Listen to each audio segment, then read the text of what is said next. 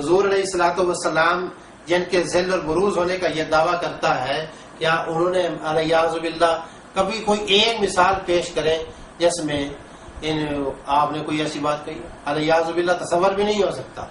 تو یہ محمد ثانی ہونے کا دعوے دار ہے، کہتا ہے کہ میں وہی محمد ہوں جو 1300 سال پہلے جو ہے عرب کی سرزمین پر آئے تھے. اس کا مرید کہتا ہے محمد پھر اتر آئے ہیں ہم میں اور آگے سے بڑھ کر ہیں اپنی شان میں. محمد دیکھنے ہو جس نے اکمل غلام احمد کو دیکھے قادیان میں.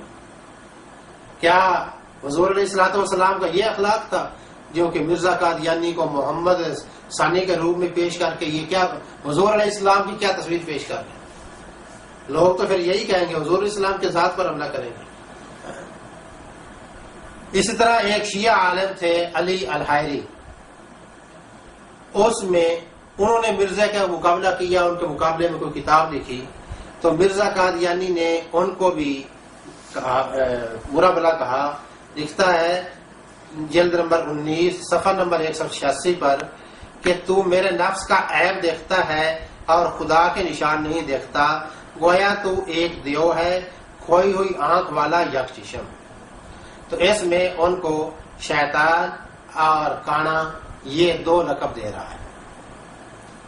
پیر میر علی شاہ صاحب گوڑا شریف والے، ان کے بارے میں مرزا نے کہا ہے 19 نمبر جلد صفحہ نمبر 188 پر کہ مجھے ایک کتاب کذاب کی طرف سے پہنچی ہے، وہ خبیث کتاب اور بچھو کی طرح نیشزن. بس میں نے کہا اے گولڈا کی زمین تجھ پر لعنت، تو ملعون کے سبب سے ملعون ہو گئی، بس قیامت کو ہلاکت میں پڑے گی.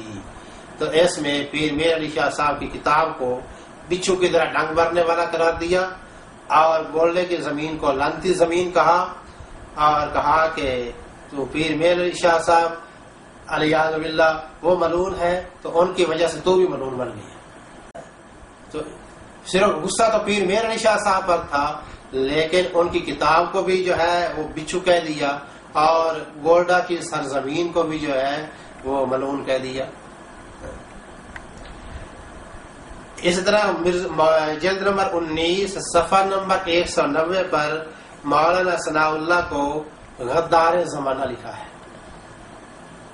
غدار زمانہ، حوالہ موجود نہ ہو تو میں ذمہ دار. اس طرح جلد نمبر 19 صفحہ نمبر 191 اس میں مرزا کہتا ہے اور زمین میں سانپ بھی ہیں اور درندے بھی ہیں، مگر سب سے بدتر وہ لوگ ہیں جو میری توہین کرتے اور گالیاں دیتے اور کافر کہتے ہیں. تو گویا کہ جن لوگوں نے مرزا قادیانی کو کافر لکھا ہے وہ مرزے کے نزدیک سانپ اور درندوں سے بدتر ہے. اسی طرح جلد نمبر 19 صفحہ نمبر 196 پر ہے، اس میں مولانا ثناء اللہ کو لکھتا ہے اے عورتوں کی آر.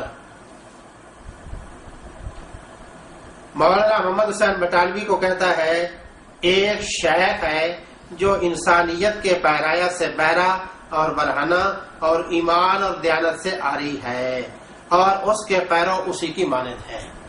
یعنی مولانا محمد حسین بٹالوی کو ان کے عقیدت مندوں کو کیا کہہ رہا ہے؟ انسانیت سے خالی اور ایمان اور دیانت سے عاری، یہ لقب دے رہا.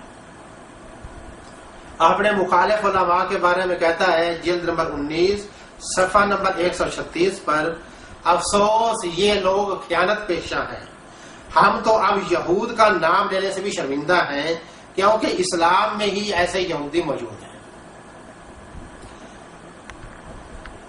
اس طرح روحانی خزائن جلد نمبر 7 صفحہ نمبر 308 کتاب کا نام محمد البشرا، اس میں ہے کہ تو نے ان سے انسانیت کا لباس اتار لیا اور 4 پایوں اور سوروں سانپوں کتوں کی شکل میں بدل دیا.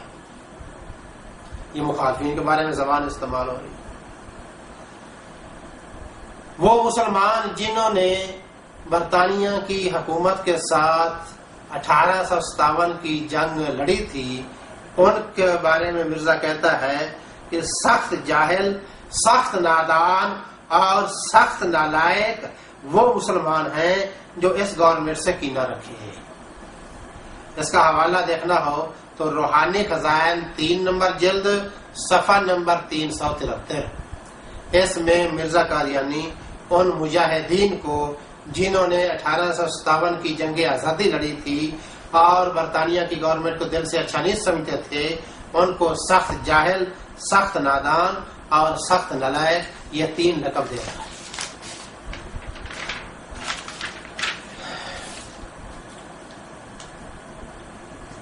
عبداللہ اتھم ایک عیسائی تھا، اس کی بارے میں مرزا قادیانی کی پیش گوئی جھوٹی نکلی۔ مخالف علماء نے مرزا قادیانی کو تانا دیا کہ یہ تیری تو پیش گوئی جھوٹی نکلی، تو مرزا قادیانی نے غصے میں ان کو بے تحاشا گالیاں دی۔ ان کا نمونے دیکھنے ہوں تو مرزا قادیانی کی کتاب انوار اسلام دیکھ لو۔ کتاب کا نام ہے انوار الاسلام، اور اندر کیا ہے؟ گالیاں بھری ہیں۔ جس طرح پنجابی میں کہتے ہیں اکھیو انی نا نور بھری۔ کتاب کا نام ہے انوار الاسلام، اسلام کے انوار، اور اندر کیا ہے؟ گالیاں ہیں۔ اس کے اندر 9 نمبر جلد انوار اسلام میں روحانی خزائن کے 9 نمبر جلد صفحہ نمبر 31، اس میں ہے اب جو شخص زبان درازی سے باز نہیں آئے گا اور ہماری فتح کا قائل نہیں ہوگا، یعنی یہ نہیں عقیدہ رکھے گا کہ عبداللہ اتھم کے مقابلے میں میری فتح ہوئی ہے، تو صاف سمجھا جاوے گا اس کو ولد الحرام بننے کا شوق ہے اور حلال زادہ نہیں ہے۔ یہ بھی عجیب منطق ہے کہ اگر ایک شخص عبداللہ اتھم کے مقابلے میں مرزا قادیانی کو جو ہے وہ فتح یاب سمجھ لے، یہ سمجھ لے کہ عبداللہ اتھم شکست کھا گیا تھا، مرزا قادیانی کو فتح ہو گئی تھی، پھر تو وہ حلال زادہ ہے۔ اور اگر اس کا یہ نظریہ ہو کہ مرزا قادیانی شکست کھا گیا تھا، اتھم کو فتح ہوئی تھی، تو پھر وہ حرام زادہ۔ تو کیا حلال زادہ یا حرام زادہ ہونے کا تعلق اس مرزا کی فتح یا شکست کے ساتھ ہے؟ عجیب منطق ہے جو کہ عقل میں آنے والی بات نہیں ہے۔ یہ قادیانیوں کی نرالی منطق ہے جس کا جو ہے وہ پوری دنیا میں ڈنکا بجا رہے ہیں۔ اسی طرح حقیقت الوحی ہے اس 22 نمبر جلد روحانی خزائن کی صفحہ نمبر 444، اس میں مرزا قادیانی کہتا ہے خدا تعالی نے اس کی بیوی کے رحم پر مہر لگا دی۔ اس طرح اسی روحانی خزائن کی 11 نمبر جلد صفحہ نمبر 311 پر ہے اب عبد الحق کو ضرور پوچھنا چاہیے کہ اس کا وہ مباللہ کی برکت کا لڑکا کہاں گیا؟ کیا اندر ہی اندر پیٹ میں تحریر پا گیا یا پھر رجت کہہ کرا کر کے نطفہ بن گیا؟ اسی طرح انوار الاسلام روحانی خزائن جلد نمبر 9 صفحہ 32 پر مرزا نے لکھا ہے کہ حرام زادہ کی یہی نشانی ہے کہ سیدھی راہ اختیار نہ کرے اور ظلم اور نا انصافی کی راہوں سے پیار کرتا رہے۔ روحانی خزائن جلد نمبر 9 صفحہ نمبر 32۔ معزز سامعین، میں کوئی احاطہ نہیں کرنا چاہتا مرزا قادیانی کی گالیوں کا، اس لیے کہ احاطہ کرنا ناممکن ہے۔ ہمارے کئی علماء نے اس پر محنت کی ہے۔ مولانا محمد ادریس کاندلوی رحمت اللہ علیہ نے ایک کتاب کے اندر مرزا قادیانی کی گالیاں جمع کی ہیں حروف تہجی کے اعتبار سے۔ ایسی گالیاں جو الف سے شروع ہو رہی ہیں، پھر ایسی گالیاں جو با سے شروع ہو رہی ہیں، پھر ایسی گالیاں جو تا سے شروع ہو رہی ہیں، جیم سے، ہا سے، خا سے، اس طرح الف سے لے کر یا تک حروف تہجی میں سے ہر حرف سے مرزا قادیانی کی کوئی نہ کوئی گالی شروع ہوتی ہے۔ اتنی زیادہ گالیاں دینے والا شخص، اس کو مرزا قادیانی نبی مانتے ہیں، مجدد مانتے ہیں، مہدی مانتے ہیں، مسیح مانتے ہیں۔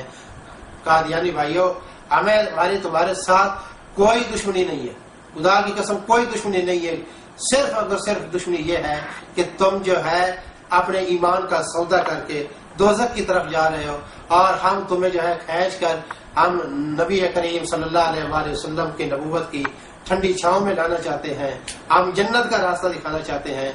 یہی ہماری کوشش ہے۔ ہماری تمہارے ساتھ کوئی لڑائی، کوئی جھگڑا، کوئی کسی قسم کا جو ہے اس کے علاوہ اور کوئی بات نہیں ہے۔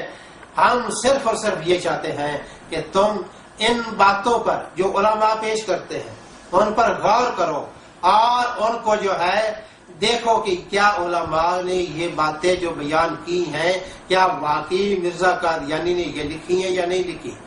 اگر لکھی ہیں تو پھر کھلے دل کے ساتھ مان لو، اسی میں تمہاری بہتری ہے۔ معزز سامعین، آخر میں ایک بات عرض کرنا چاہتا ہوں کہ قادیانی یہ کہتے ہیں ان سب باتوں کو سن کر کہ مخالف علماء نے مرزا قادیانی کو گالیاں دی ہیں، تو ان کی گالیوں کے جواب میں مرزا قادیانی نے بھی گالیاں دی ہیں۔ پہلی بات تو یہ ہے کہ یہ قرآن مجید کے بیان کردہ اصول کے خلاف ہے۔ قرآن مجید تو یہ کہتا ہے کہ تم دوسروں کے جھوٹے معبودوں کو گالیاں نہ دو تاکہ وہ تمہارے سچے معبود کو یعنی اللہ کو گالیاں نہ دیں۔ تو یہ قرآن مجید نے دوسرے فرقوں کے کافروں کے جھوٹے معبودوں کو بھی گالی دینے سے منع کیا ہے۔ اور حضور علیہ الصلوۃ والسلام نے فرمایا ہے سباب المسلم فسوق وقتالہ کفر، کسی مسلمان کو گالی دینا وہ گناہ ہے اور اس کو قتل کرنا تو کفر ہے۔ پھر یہ کہاں کا جواز ہے کہ ایک دوسرا آدمی جو ہے وہ اگر کوئی مرزا قادیانی کو گالی دیتا ہے تو اس کے جواب میں مرزا نے وہی گالیاں دینی شروع کر دی ہیں؟ یہ کہاں کا طریقہ ہے؟ یہ کہاں کا کوئی قانون ہے؟ یہ شریعت کا کون سا حکم ہے؟ کہاں لکھا ہوا ہے کہ ایک شخص جو ہے وہ تمہیں 5 گالیاں دیتا ہے تم اس کے جواب میں 10 گالیاں دو؟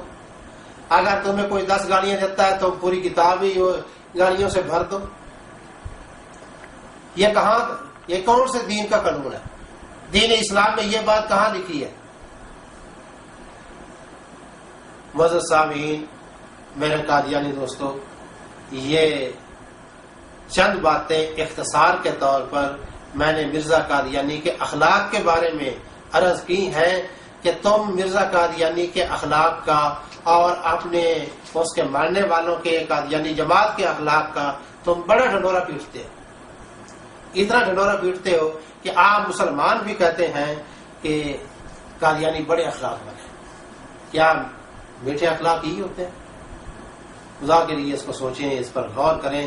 اگر کھلے دل سے غور کریں گے، عقیدت کے جذبات سے ہٹ کر غور کریں گے تو اس میں تمہارے لیے ہدایت کا بہت سا سامان ہے، اور اگر تعصب ذہن میں رکھ کر بات کریں گے تو پھر تعصب کا تو دنیا میں ابھی تک کوئی علاج دریافت نہیں ہوا۔